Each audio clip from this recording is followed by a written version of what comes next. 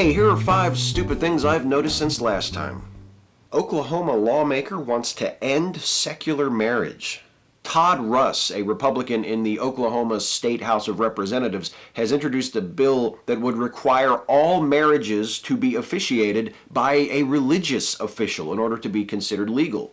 This bill would potentially mean the end of more than just secular marriages. It specifies only priests, ministers of the gospel, rabbis, and ecclesiastical dignitaries as being qualified to solemnize a marriage, seeming to leave out imams, pagan clergy, and holders of religious positions beyond Judaism and Christianity. Now, this bill is extremely unlikely to pass, and even if it does become law, it strikes me as obviously unconstitutional. Even so, I just thought this time around I would give Florida a break and let you guys know how nuts folks are in Oklahoma, too. Creationist group sues state over Noah's Ark theme park. Ken Ham's Answers in Genesis ministry is suing the state of Kentucky for denying $18 million in tax rebates for a planned Noah's Ark theme park after it became clear that the project was overtly religious in nature and that the organization intended to practice religious discrimination when hiring employees. Ken Ham complained that the state was treating his Christian organization like a second-class citizen. Yes, well, I'm sure that if a Muslim organization announced that it was going to build Muhammad's flying horse adventure right next door to the Ark Park, Ken Ham would be the first to speak up for their right to have the state help to foot that bill too. Right? Obit remembers best-selling author as plain and overweight. Colleen McCullough was the best-selling Australian author ever. She wrote The Thornbirds, which sold 30 million copies worldwide. She was also a neuroscientist who taught at Yale Medical School for over a decade. So naturally, after she died recently, her obituary in The Australian, Australia's most popular national newspaper, began by describing her as fat and just kind of meh in the looks department. To be fair, the overall tone of the obit is warm and appreciative, not defamatory.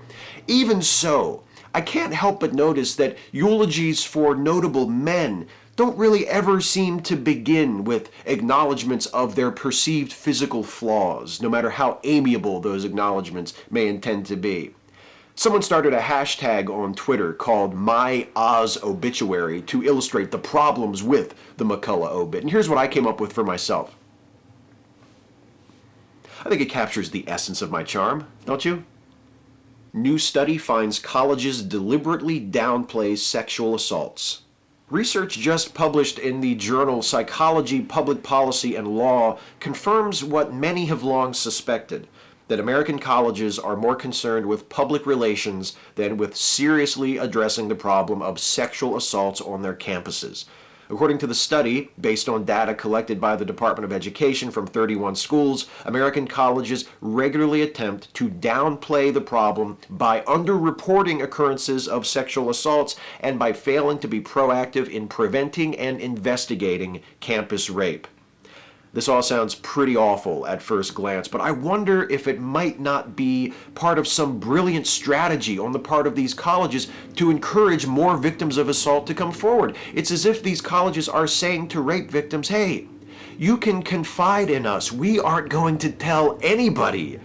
Of course, we're also not going to do anything about it, and we're going to try our best to pretend that assaults like the one you experienced aren't even that big of a deal, but hey, your secret's safe with us, huh?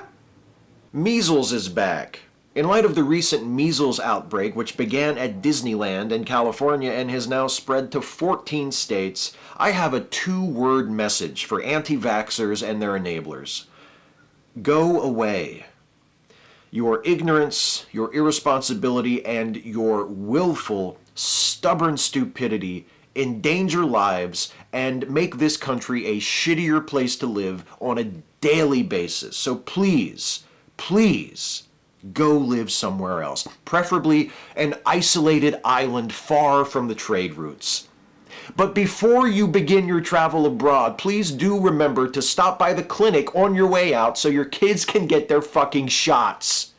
Because here's the thing, you're grown-ups. If you're going to go off and start your own little closed society away from the rest of us, that's fine. You have the right to kill yourselves if you want to. But you don't have the right to kill other people, especially your own fucking children.